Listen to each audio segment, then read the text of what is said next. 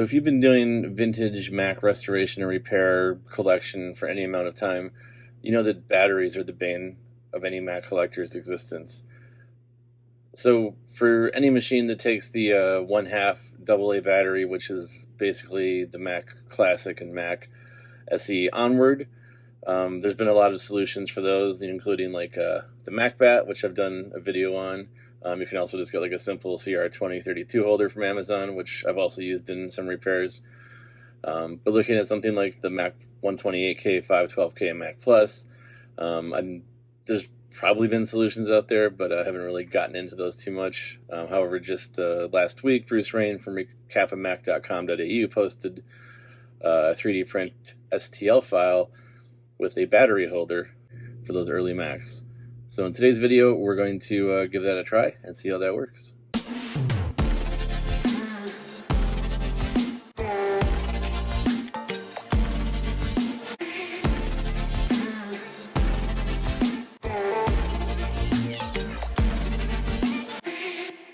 Alright, so if you have a 3D printer or know someone with a 3D printer, this is actually a pretty easy project.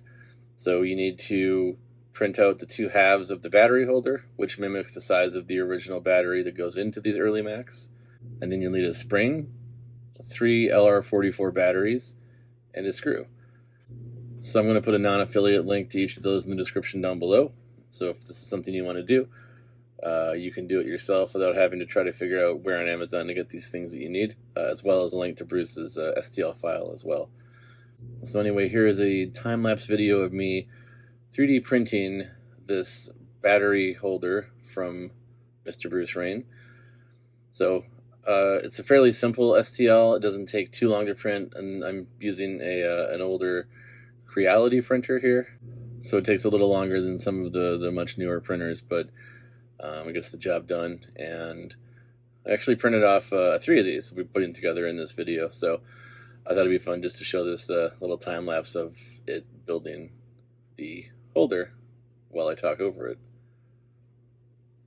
Anyway, now that I have my 3 battery holders built, let's jump over to the bench and assemble these guys. All right, so we've got our battery cases printed. Let's go ahead and get these things assembled. All right, so I printed off 3 of the battery cases to start. As you can see, none of the pluses and minuses lined up quite correctly with my 3D printer. I think if I, really torqued it, I could get them to maybe line up, but it's not a big deal. So I went on Amazon, I ordered some springs, I ordered some screws, and I got a bunch of the LR44 batteries. So according to the instructions that were on Bruce's page on the Thingiverse, this should be everything we need. So let's go ahead and let's get right to building them. So I'm going to start with the coppery one here, coppery orange kind of one. I think it looks pretty cool. It's my favorite of the 3. As you can see, it printed off pretty well. I think there was a little bit of cleanup I had to do. Oddly enough, this hole is not centered. I don't know if you can see that on camera or not, but it's on the downside of the middle here. I think that's what the STLs had everything to do. Bottom hole obviously centered, as is the top one. All right, so let's pop some batteries out here. We're gonna need 3 for each one of these, so we'll just start with 3. So the original battery was 4.5 volts. Lithium cells are 1.5 volts. So some simple math will tell us that we need 3 lithium cells to replace a 4.5 volt. There is no charging circuit on the Mac 128, 512, or Plus, so we don't need to worry about putting a diode in line or anything. So take 3 of these to start with. And we'll need one of these screws here. What were these? I got 0.5 millimeter times 5 millimeter. I think that was either barely within spec or just outside of spec from what Bruce had asked for on the website. I don't recall exactly.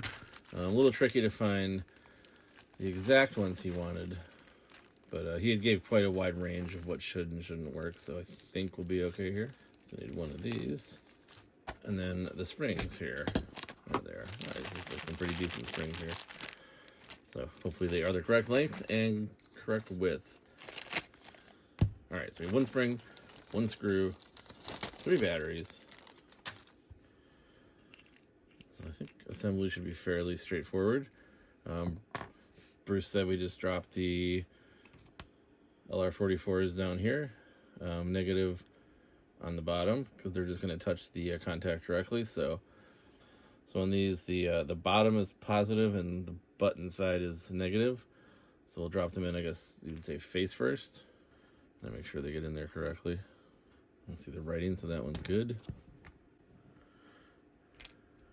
That one is backwards. I got a plan. What I'm going to do, stack them face down. Actually, no, I'm going to stack them face up.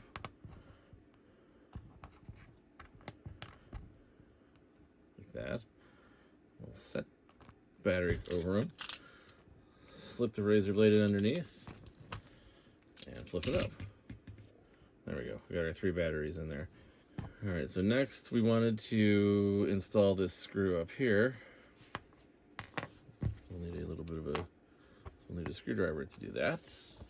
And these are machine screws, so I don't know how hard or difficult it's going to be to get these started and to actually adhere. And to actually, make a good solid, well, you know what?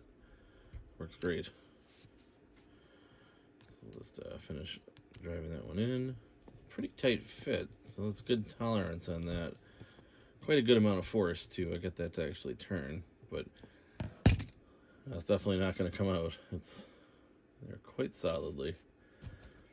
All right, then we need to take our spring, I suspect, and kind of put that in there. And then I guess we close it up. Oh, I think the spring is a bit long. But I think we do want the pressure on the screw, so it's probably okay. It's a little tough to screw that shut, but there we go. So we got the plus and the minus actually lined up. So let's just make sure everything is connected. So I'll set my voltmeter here to 2 volts. And so we should see, when I touch the ends, negative and positive here and here.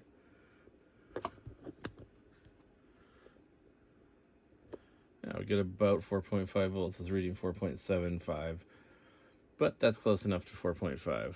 All right, now I think we need to do a trial fit in a Mac Plus. All right, so here is a Mac Plus. This one is equipped with an upgrade card, and it has this awesome Kensington mouse holster. We'll use that in a bit. But for now, let's spin it around back. So ideally, if you have a Mac Plus, you've already removed the battery. If you haven't removed the battery, stop the video, go do it right now. Luckily, with the Mac Plus batteries being easily accessible, a lot of people have removed them.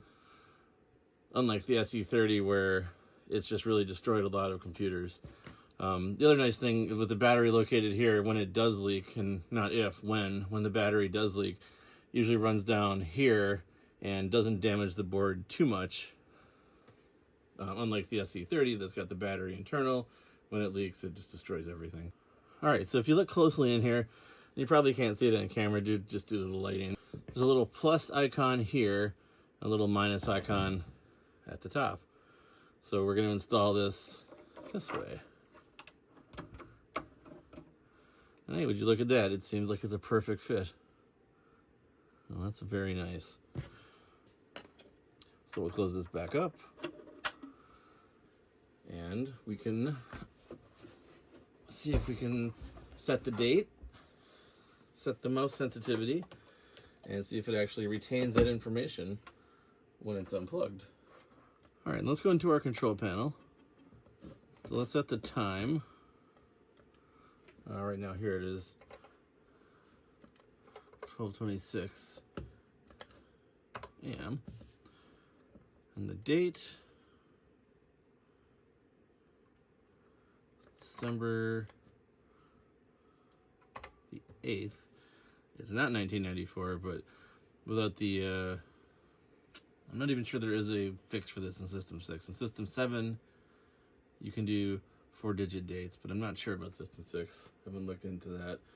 So we'll just leave it in 1994. The year could be wrong, but the month and day are correct.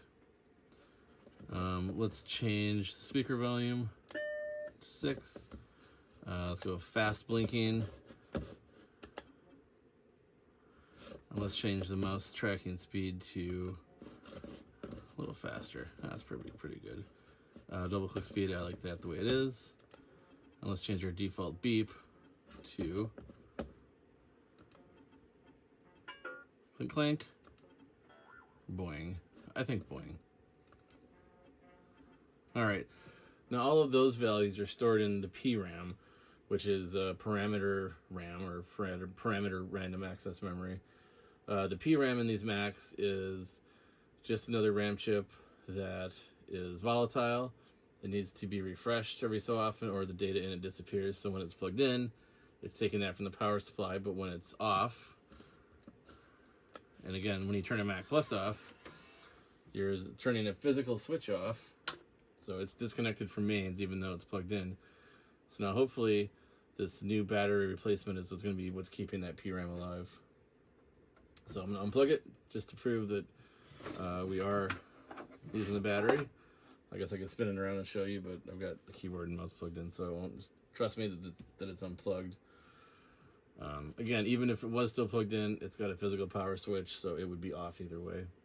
So I'm just going to let it sit for a while and see if we retain this information after 12 hours or 14 hours or something. So I'm going to come back to it tomorrow and we'll give it a shot and see what we can see. Okay, so it's been about 20 hours or so since we unplugged this guy. So let's go ahead and plug it back in, switch it on, put it in our floppy, and let's see if our settings were retained. Alright, well, right off the bat I can tell you that the mouse speed is still fast, so that's good. Well, let's go to the control panel and confirm. And we got it, today's date, still 12/8. We got our fast blinking, we got our speaker volume, and it's still the boing sound. So this solution works great. Alright, so let's shut this down, and let's build these other two up really quickly.